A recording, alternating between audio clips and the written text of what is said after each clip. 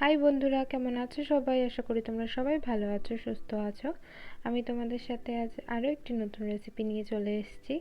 তো তোমরা সবাই অনেকে জিজ্ঞাসা করছিলে কেন ভিডিও কেন আসছে না, অনেকেই জিজ্ঞাসা করছিলে।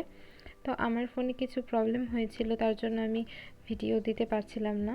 তো এখন আমার ফোন ঠিক হয়ে গেছে, আমি আবার আগের মতো ভিডিও দেব। তো তোমরা আগে যেভাবে আমাকে সাপোর্ট করতে, এখনও ঠিক সেভাবে সাপোর্ট করো, আমার পাশে থেকো। তো আজকে রেসিপিটা শুরু করা যাক।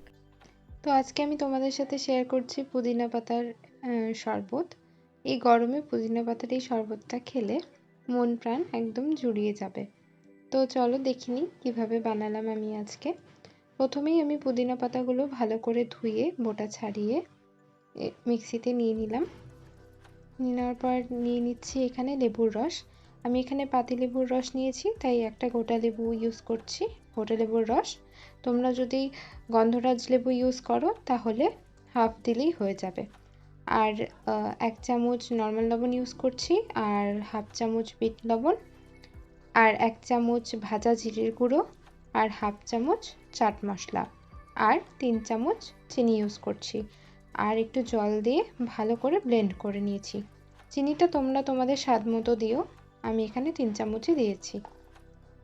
তো ভালো করে ব্লেন্ড করে নেওয়ার পর আমি এটাকে একটু ছেঁকে নিচ্ছি। তোমরা নাও ছেঁকে নিতে পারো। ছেঁকে নিলে যদি কোনো দানা টাইপের কোনো জিনিস থাকে তাহলে সেটা ছাঁকনিতেই রয়ে যাবে, শরবতে পড়বে না।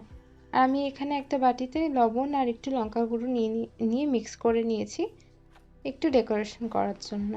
তো প্রথমেই আমি গ্লাসের চারোধারে লেবুর খোসাটা দিয়ে একটু ঘষে নিচ্ছি, তাহলে মশলাগুলো সুন্দর করে লেগে থাকবে। তো আমি এইভাবে দুটো গ্লাস একইভাবে এরকম করে নেব। তোমরা দেখতেই পাচ্ছ আমি করে নিয়েছি। এখন আমি গ্লাসের মধ্যে কিছু আইস কিউব দিয়ে দিচ্ছি।